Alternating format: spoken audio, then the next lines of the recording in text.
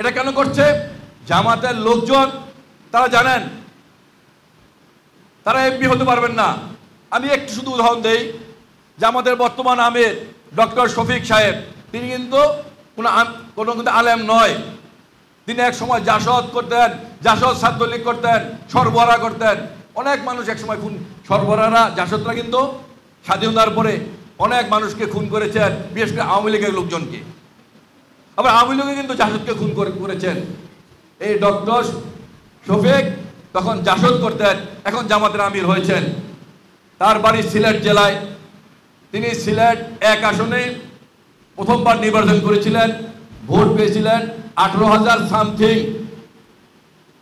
আবার 96 সনে তিনি ওই একই আসনে, সিলেট 1 আসনে ভোট নির্বাচন করেছিলেন, ভোট পেয়েছেন 17,000 সামথিং।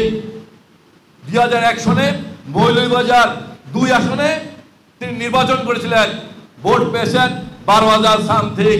অর্থাৎ 3বারও কিন্তু তিনি 50,000 ভোট পাননি। ভাই, তাদের তো এমপি হতে হবে। এই এমপি হওয়ার জন্যই পিআর পদ্ধতি। ভোট কি পাইলো আর না পাইলো, শফিকুর রহমান মন চাইলে কিন্তু তেজগাঁ থেকে এমপি হয়ে যাবে। এটা হলো পিআর পদ্ধতি। বাংলাদেশের মানুষ এই পিআর পদ্ধতি যখন গ্রহণ করলেন না, নতুন করে এই নির্বাচন বানচাল করার জন্য শুরু করলো আবার গণভোট।